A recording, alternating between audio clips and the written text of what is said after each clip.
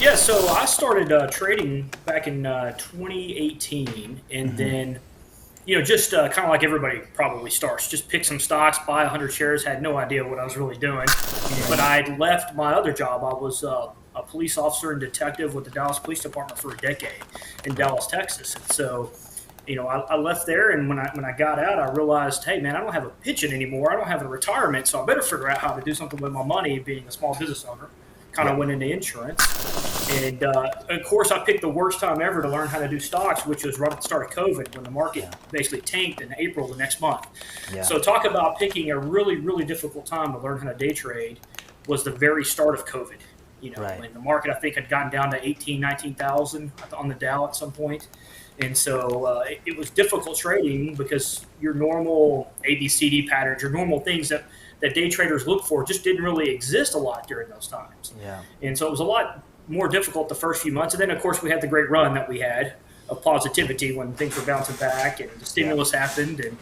And so I had a good run going there. And then eventually I got around to options in 2021. It strangles, man. I'm all about hedging my positions now and fixing my risk, but having an unlimited potential, and it's great.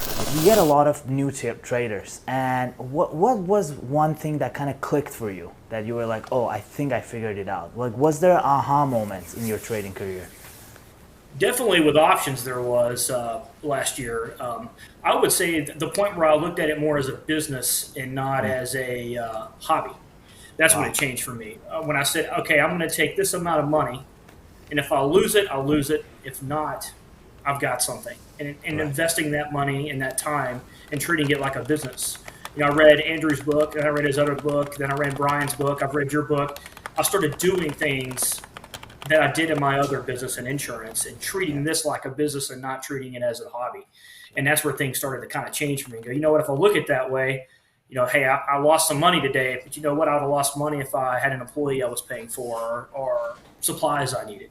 Wow. And so that's kind of the way I looked at it. And believe it or not, my wife threw that out one day and said, well, you're in a business, aren't you? I mean, you just had an investment today that you lost. And she said that one day, and it kind of clicked. It's someone that's really not in the business world, but she said that. And I said, you know what, you're right. I mean, what other business can you start with, five grand, 10 grand with no overhead to make money?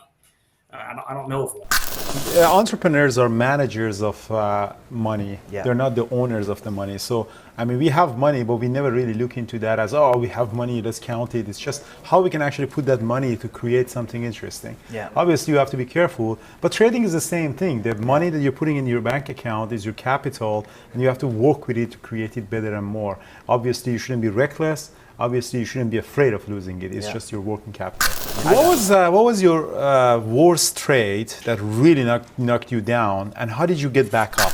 Okay, I'll tell you this one. This one happened at Christmas time because I've learned the past couple of Christmases, don't trade the week of Christmas, and I think you guys said that every day during the week of Christmas. Like, hey, if you're going to be in a trade, make sure this is a quick thing and you're not looking. And Tesla back in around Christmas time, if anybody remembers, it was just volatile.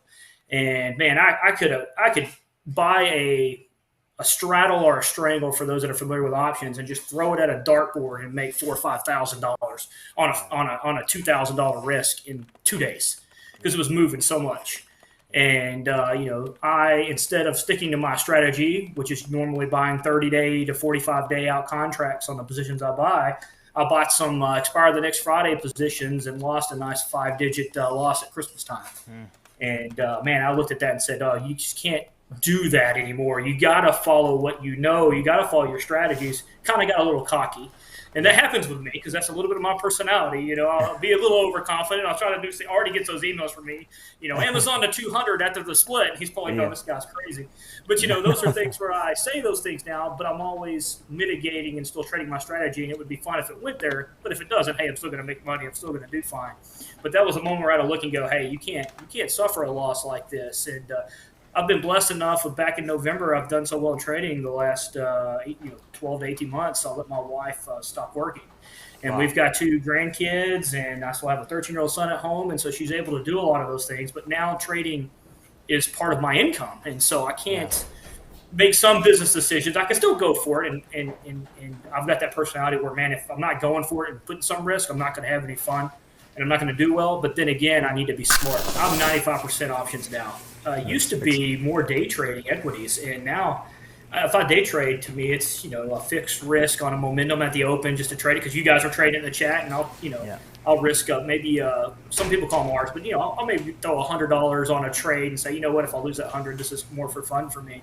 But my positions are heavy options now, and it's just I love the time I have with options. I don't feel like I have to sit and stare at charts all day long now that I'm in options, even though I pretty much have them in the background when I'm working.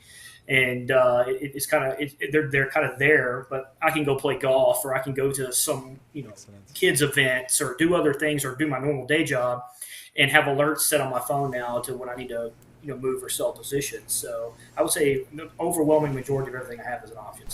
Amazing. Do you agree with me that what you started as reading my book, the basics, that ABCD pattern, those simple things was the foundation for the move?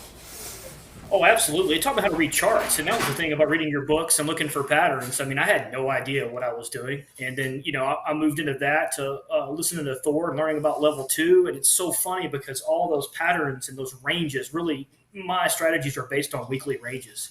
And seeing those and seeing level 2 orders during the day to kind of find an exit part sometimes on days I want to exit.